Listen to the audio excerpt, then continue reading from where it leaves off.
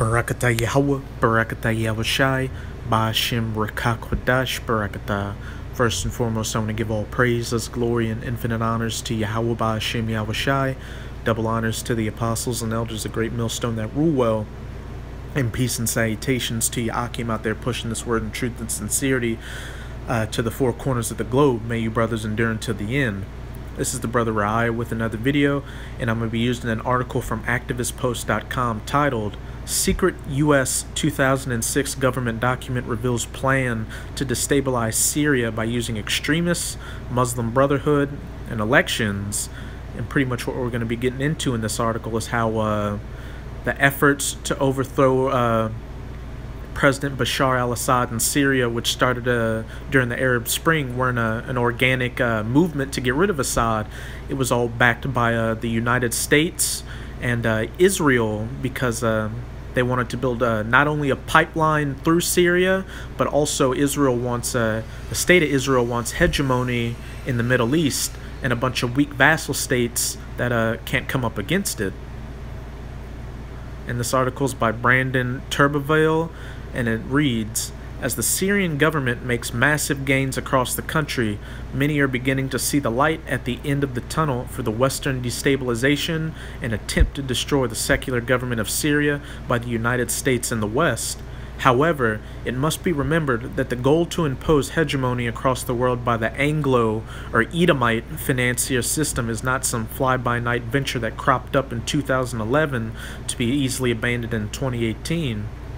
Indeed, the plan to destroy Syria has spanned nearly 4 decades, only moving into high gear in 2011 under the Obama administration.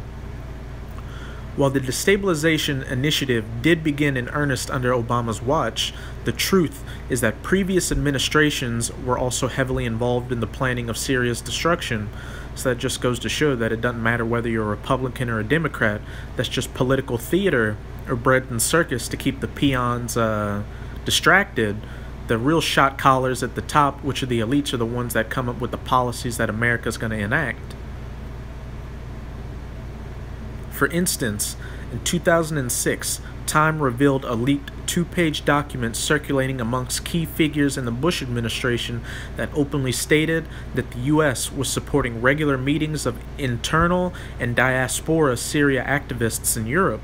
The document made no bones about expressing hope that these meetings will facilitate a more coherent strategy and plan of action for all anti-Assad activists.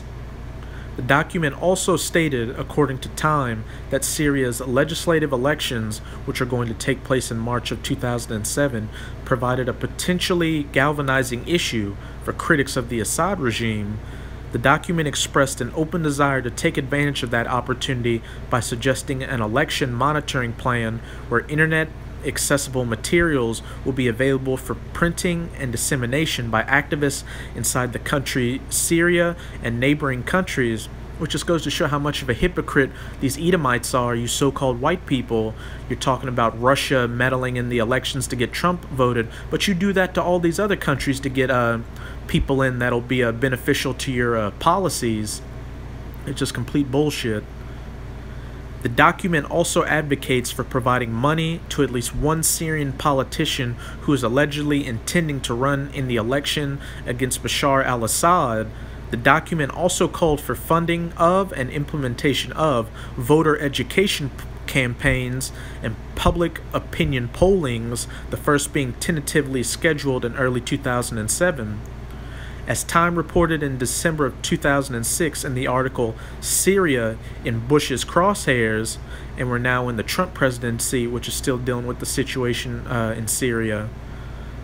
American officials say the U.S. government has had extensive contacts with a range of anti-Assad groups in Washington, Europe, and inside Syria.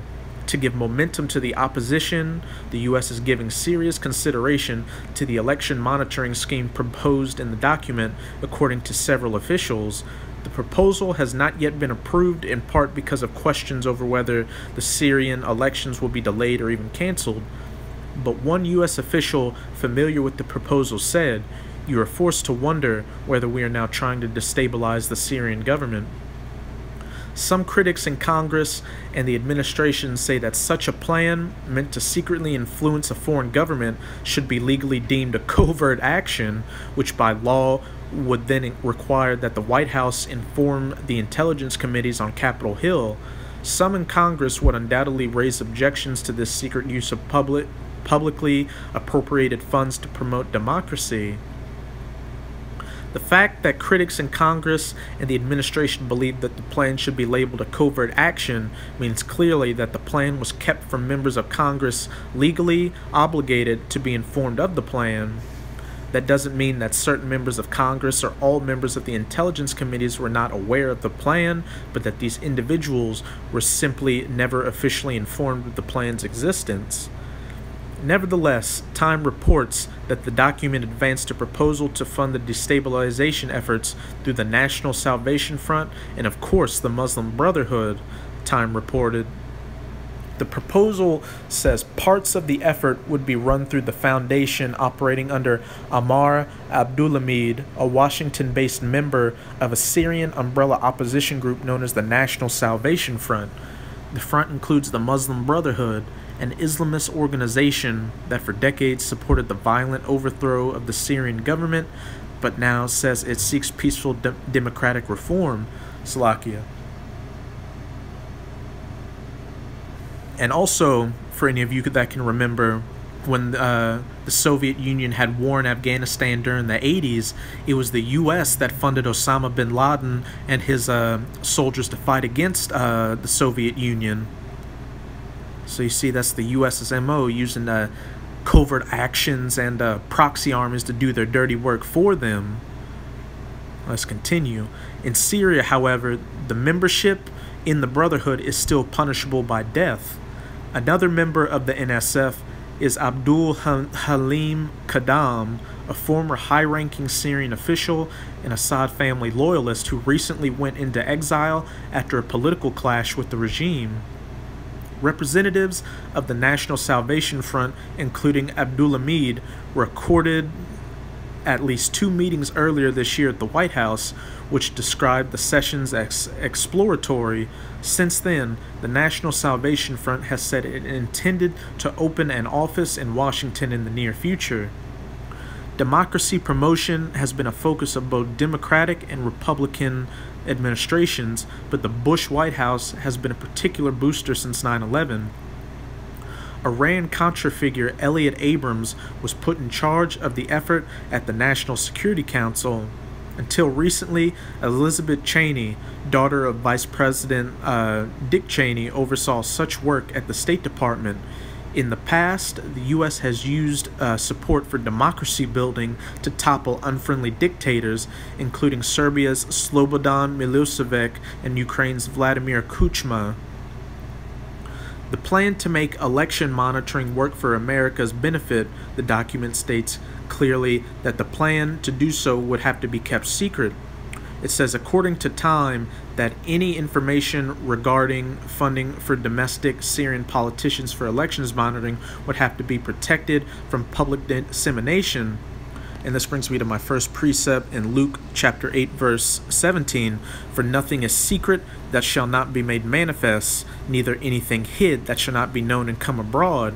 So as we're in the last seconds of these last days, all of Esau's dirty work is coming to light, and the people are coming to realize how much of a devil or a deceiver the Edomites or the so-called white people are.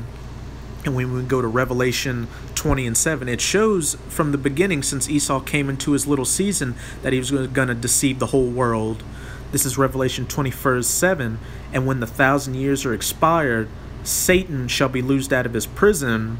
And this Satan is speaking of the Edomites, the so-called white people, because there's the spiritual demon Satan, which has no free will and works for the Most High, and then there's his physical counterpart that he uses to work on the planet, do his deeds on the planet through the will of the Most High, which are you Edomites, you so-called white people.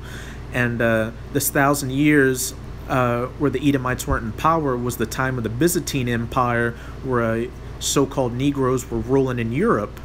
But that ended around the time the Renaissance began, and the Edomites came back into power and began using iconoclasm to get rid of all the images of so-called Negroes in Europe and replace them with so-called white faces, as well as start to come back into power and then begin to go around the world and colonize all these other nations of people and take the resources and lead us into the situation we're in right now. Verse 8, and shall go out to deceive the nations which are in the four quarters of the earth, which is what we're reading about in this article. The U.S. Edomites are coming up with all these covert actions to overthrow Assad's government and get people in there that'll benefit U.S. policy. Gog and Magog, which is speaking of Russia, to gather them together to battle, the number of whom is as the sand of the sea. And we're seeing that happen right now with the U.S. and Syria and Iraq, and also talking about going to war with Iran, which will happen. It's dragged these other nations into the region, such as Russia, which is going to lead to that battle of the Valley of Jehoshaphat. And Jehoshaphat means Yahweh Shaphat, Yahweh's judgment, where the Most High is going to judge all these heathen nations. And the number of whom is as the sand of the sea means there's going to be a lot of people fighting in that region, and a lot of people are going to die. And now I'm going to go to Jeremiah 49:10 to further prove that Esau's dirty deeds are getting brought to light. This is Jeremiah 49 verse 10. But I have made Esau, or the Edomites, the so-called white race, bare. I have uncovered his secret places, such as this article revealing Esau's plans in regards to overthrowing President Bashar al-Assad, and he shall not be able to hide himself, which he's not, through that not only the internet exposing all of Esau's dirty work, but you sincere men of the Lord and this truth who are making these videos exposing Esau, not only through history and the news, but also through these scriptures. His seed is spoiled, and his brethren and his neighbors, and he is not. And now I'm going to go to Psalm 64:8, because the time